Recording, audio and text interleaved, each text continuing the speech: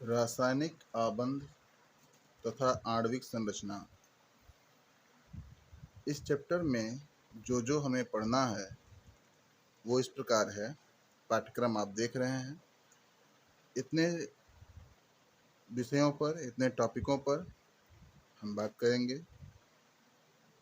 इसी क्रम में हमारा जो पहला टॉपिक है, संयोजकता की आधुनिक संकल्पना। तो सबसे पहले हम बताना चाहेंगे कि संयोजकता होती क्या है और इसका क्या अर्थ है। तो आधुनिक विचारों के अनुसार तत्व जैसे कोई भी हो हमारे सामने, जैसे हमने कोई तत्व लिया सोडियम, तो सोडियम का एटॉमिक नंबर होता है 11। इस 11 का जब हम इलेक्ट्रॉनिक विन्यास करते हैं, अगर हम बोर के नियम से करें तो 2 8 1 आता है। इस 2 8 1 में जो 2 इलेक्ट्रॉन है ये हमारे के कोष का इलेक्ट्रॉन है, 8 एल कोष का इलेक्ट्रॉन है और एक एम कोष का इलेक्ट्रॉन है। अगर हम इसका आहबाउ के नियम से करें तो 1s2 2s2 2p6 3s1, ये के कोष में है, ये एल कोष में है और ये एम कोष में है। सोडियम अपना स्थायी संरचना एक अक्रिय गैस नियॉन जैसा बना करके पूरा करता है। सोडियम के पास 11 इलेक्ट्रॉन है और नियॉन के पास होता है 10 इलेक्ट्रॉन। तो नियॉन के जैसा ही क्यों बना रहा है, इसके पीछे ये सिद्धांत है कि प्रत्येक तत्व अपने बाहरी कोष में 8 इलेक्ट्रॉन रखने का प्रयास करते हैं। 8 इलेक्ट्रॉन किसी भी तत्व की स्थायी संरचना होती है।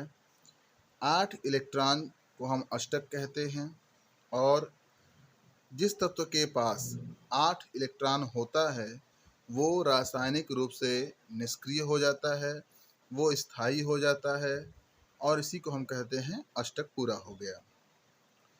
तो यहाँ पर संयोजकता की आधुनिक संकल्पना में यह है कि संयोजकता है क्या। तो संयोजकता होता है किसी भी तत्व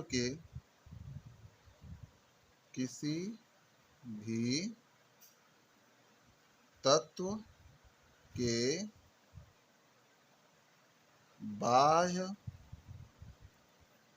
कोष में उपस्थित इलेक्ट्रॉन जो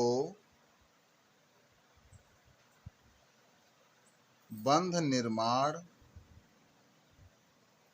में भाग लेता है उसे संयोजकता इलेक्ट्रॉन कहते हैं।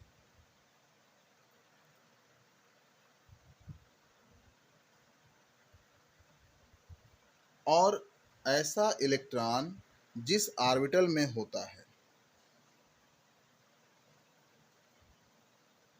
ऐसे इलेक्ट्रॉन जिस ऑर्बिटल में होता है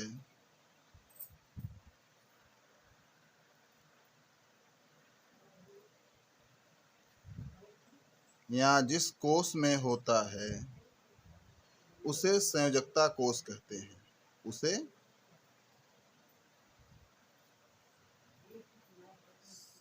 संयोजकता कोष कहते हैं। तो संयोजकता कोष में जो इलेक्ट्रॉन होते हैं उसी इलेक्ट्रॉन का प्रयोग करके कोई भी तत्व बंध का निर्माण करता है। बंध का निर्माण करना किसी भी तत्व का उद्देश्य है अपना अष्टक पूरा करना। अब हमने आपको अभी बताया कि कोई भी तत्व क्यों अष्टक पूरा करता है, अपनी स्थायी संरचना प्राप्त करने के लिए, और वो अष्टक पूरा करके अक्रिय गैस जैसी संरचना बना लेता है। अक्रिय गैस जैसे हीलियम, नियान, आर्गन, क्रिप्टन और ज़ेनान तथा रेडान। ये ऐसे गैसें हैं जिनका कोश पूरी तरीके से भरा हुआ होता है। इसमें हीलियम की बात की जाए तो इसके पास केवल k कोश है और k कोश में केवल s ऑर्बिटल है, और ये अपने s ऑर्बिटल को 2 इलेक्ट्रॉन से भर लेता है। तो अगर बाहरी कोश s ऑर्बिटल हो या 1s हो, बाहरी कोश ही हमारा k कोश हो, तो उसमें केवल हम 2 ही इलेक्ट्रॉन भर सकते हैं और वही 2 इलेक्ट्रॉन उसकी स्थायी व्यवस्था होगी। तो संयोजकता का आधुनिक संकल्पना है क्या? तो संयोजकता का आधुनिक संकल्पना ये कहता है कि प्रत्येक तत्व अपने स्थायी विन्यास के लिए, अब जैसे सोडियम अपना 1 इलेक्ट्रॉन अगर हटा दे तो इसके पास हो जाता है 2 और 8 10। 10 किसका है? नियॉन का है। तो सोडियम अपना 1 इलेक्ट्रॉन कैसे त्यागेगा? तो सोडियम जब क्लोरीन के साथ होता है तो क्लोरीन के बाहरी कोश में होता है 7 इलेक्ट्रॉन, 1 2 3 4 5 6 7, और इसके बाहरी कोश में है 1 इलेक्ट्रॉन। क्लोरीन का अगर आप करते हैं तो क्लोरीन का 17 होता है, 2 8 7। अब ये 7 को अगर 1 मिल जाए तो इसका 8 पूरा हो जाए, तो क्लोरीन का अष्टक पूरा हो गया, 18 हो जाएगा। 18 आर्गन का होता है।